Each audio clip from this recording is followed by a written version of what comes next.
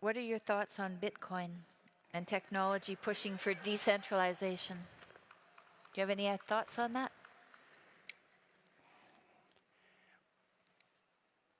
Well, I like the idea of decentralized.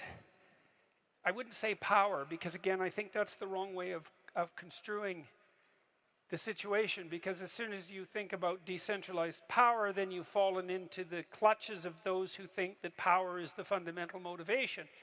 I really do think it's an unbelievably pathological presupposition, because what it presupposes is that, well, if everyone had their own choice, what they would choose is to compel others to do their will. And I don't believe that's true. I mean, I think it's true under some circumstances, but as I said before, I think that's only true when things degenerate. Because I don't think that we find our highest meaning in the compulsion of others to do our will. And I don't believe that we can find the meaning that sustains us in life by forcing others to grant our short-term wishes. I think that's an extraordinarily counterproductive way to live. And I think that the fact that psychopaths fail is evidence for that. Right? Psychopaths are people who have the proclivity to use instrumental compulsion on others. For a psychopath, you're the source of whatever gratification can be extracted in the short term. And that looks like it's a more effective evolutionary strategy than laying at home semi-conscious in your bed, but it's certainly not effective enough so that it's the dominant human strategy, not by any stretch of the imagination. It's not even the dominant chimpanzee strategy. And so it isn't the distribution of power that's the advantage to decentralization. It's the distribution of destiny and responsibility. Now, I'll tell you one other thing about the story in Exodus, because there's another segment of that story that's extremely interesting. So when the Israelites are out in the desert, remember, they've been slaves forever, and so they don't know how to organize themselves. They're fighting like mad. They have no idea how to mediate their own conflicts. And you see this in the modern world constantly, especially among people who are married, but within families as well. People are very bad at negotiating mediation. They have no idea how to do it. Why that is very complicated, but I think it's partly the desert and tyranny problem. It's hard to communicate with your partner, because if it turns out that you're wrong, which you often are, probably usually, and it means you have to give up something you believe to be true, and which wasn't, which is a bit of the tyrannical you, and then when you give that up, then you have to be in the desert for a while, and that's annoying. And so it's much easier just to tell everyone laughs because you all know that's absolutely true. Yeah, and that's partly why you have to be willing to die in order to come back to life too, right? Because you have to let go of those parts of you that are dead, or that should be dead, and then those parts have to die. And that's not nothing. And those parts fight to stay alive. And so Moses is out in the desert with the Israelites, and they're fighting away with each other, and they don't know how to negotiate. They don't know how to mediate their disputes. And so they come to Moses and they say, look, we're fighting all the time here. Do you want to tell us what to do? Do you want to judge us? And Moses says, yeah, I guess, okay. And so then he sets himself up as judge, and he judges the Israelites for like years, from morning till late at night. And his father-in-law, Jethro, shows up. And he's a figure that represents the archetype of the moral stranger. So he can see the enslaved Israelites squabbling away in the desert, and he can see Moses set himself up above them, and he can see that that's not so good. And so he goes to Moses and he says something like, you have to stop doing this. And Moses says, why? And Jethro says, well, first of all, it's too much responsibility. Nobody can do what you're doing and stay together. you're going to degenerate mentally and physically. It's too much burden. But worse, arguably, you're depriving your people of the responsibility of their own destiny. You're depriving them of the adventure of their life. You're depriving them of their own, the necessity of their adventure. And you're setting yourself up as another Pharaoh. Because you can imagine the pharaonic situation, the tyrannical situation. It's like the Tower of Babel. There's a lot of disenchanted, fractionated individuals, and there's a tyrant. And that's all the structure there is. And that's just not any good. And all these disaffected individuals have no responsibility, and so all the responsibility is taken up by the tyrannical force, and then you have a huge gap between the tyrant and the disaffected individuals, and it's just a recipe for tyranny and slavery. It's a recipe for disaster. And so what Jethro says to Moses is, he says something like, you have to build an intermediary hierarchy, although those aren't the words that are used. And it turns out that we build those intermediary hierarchies in our own neural networks in an attempt to process the world properly. So this looks like a universal principle of proper apprehension and action. There has to be intermediary levels of processing. And so what Jethro tells Moses is, divide the Israelites into groups of 10 and have each 10 propose a leader. And then take the leaders and group them, and you have the leaders elect another leader, and then do that all the way up to groups of 10,000, and then have all the decisions made at as local a level as possible. And if the local hierarchies can't handle it, then you can make the final judgment. Otherwise, leave the people to their own devices, because they need the responsibility. And if you take on all that abdicated responsibility and destiny, then you'll just be another Pharaoh. And that's the principle of subsidiarity. That's the technical term. And the principle of subsidiarity is that decisions are best made at the lowest and most local level possible. And that looks like a universal principle.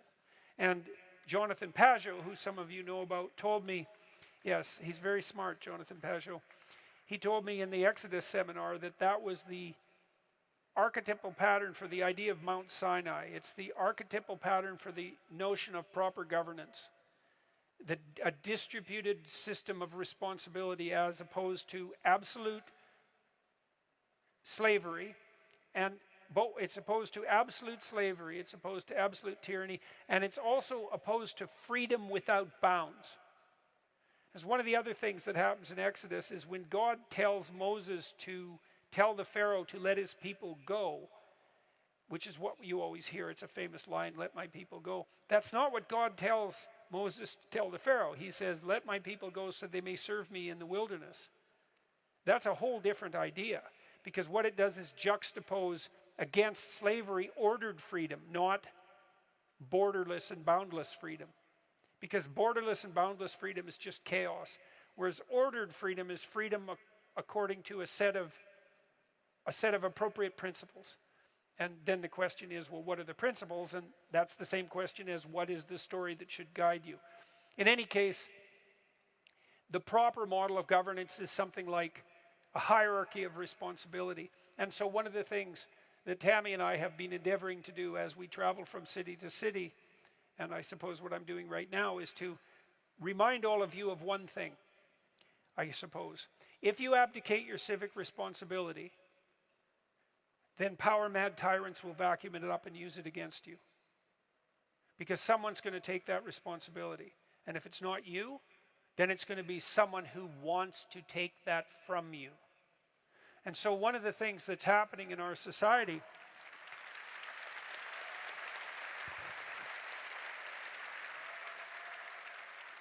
I've been thinking this through with regard to such things as church attendance, because I've heard all the arguments about why you shouldn't attend church, and it's not like I've been a great attender of churches myself, by the way. And I've come to the conclusion that that attitude, regardless of its rationale, is wrong. Because it may be the case that the churches are corrupt and misguided. But that's also the case for you, by the way. And if they are corrupt and misguided, then they could probably use some help, And if you're not corrupt and misguided, then you could help. And if you are corrupt and misguided, well, maybe the church could help you. And then you have a reciprocal relationship, you know.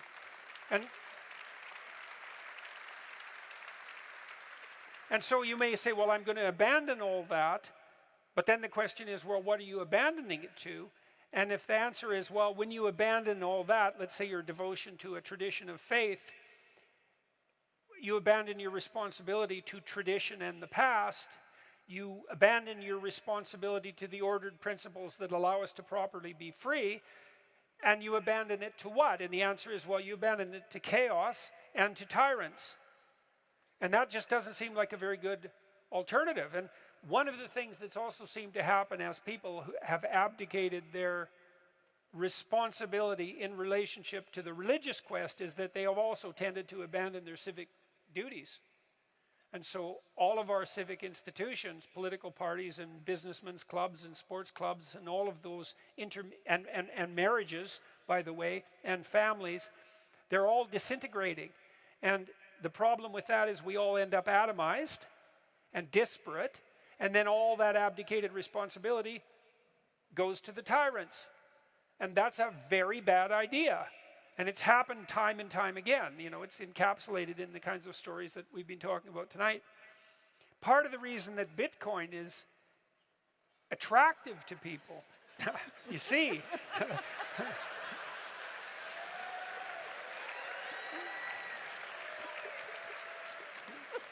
there was a point to all that.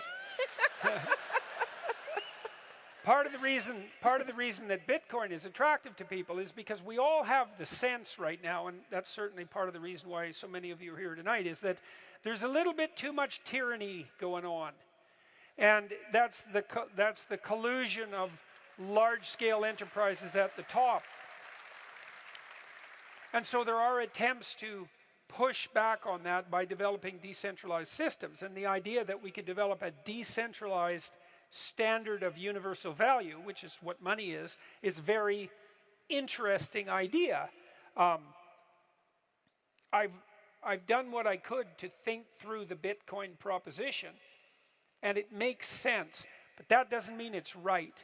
You know, I went to a Bitcoin conference a while back, and it was full of Bitcoin enthusiasts, and of course all they wanted to hear was enthusiastic things about Bitcoin, and fair enough, you know, because it's not like I'm a great fan of the fiat currency that allows governments to print money and inflate away value, because that punishes people who are sensible and who make the proper sacrifices. It's inflationary, as you're all seeing right now. It's a very bad idea.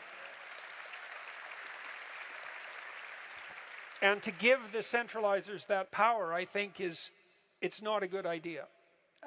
Now, that doesn't mean that Bitcoin is the right solution. And part of the problem with introducing a radical solution like Bitcoin, and it's radical because it would change the way we undertake all our trade, is that it probably won't do just the things you think it will do, right? Because when you change a system that is so complex you don't understand it, like when you disrupt the supply chain to hypothetically control COVID, all sorts of things happen that you don't expect, which is what conservatives always remind liberals. It's like, don't be thinking that your revolutionary change is only going to bring about the positive things that you envision, because you don't know what you're mucking about with. And so we could, in principle, and this seems to be what's happening, is allow a variety of currencies to battle with one another on the competitive landscape. And we sort of have that internationally because every currency has to trade against every other currency. And now we've added cryptocurrency to that mix. And that seems to me to be a good experimental option. And maybe Bitcoin will aggregate to itself the value that its adherents claim. But that remains to be seen, and it doesn't mean it's a pathway without pitfalls, right? Because we imagine Bitcoin was successful and all of a sudden we never had any control over, we really never were able to exercise control over our monetary system again. Because that's what it would mean. Because it really is decentralized. And if Bitcoin and the blockchain technology truly obtained the upper hand, we would have put our economic system outside of the political domain. Now, you can make a case that maybe that would be an okay thing, right? Because you don't want the standard of value subordinate to political machination. But it also means that it's no longer subordinate to the collective will, the collective express will of the people as manifested in the electoral process. And we don't know if that would be a good thing. And it's a hell of an experiment to run, because you won't know the outcome until you can't alter the results of the experiment. So, you know, I have some investment in Bitcoin because I'm curious about it, and it's a compelling idea. It's a genius idea, but that doesn't mean that it's destined for success. So I'm pro-decentralization. I like the idea that mendacious, short-term oriented, narcissistic, power-mad politicians can't inflate the currency and steal value from people to fund their idiot pet projects. But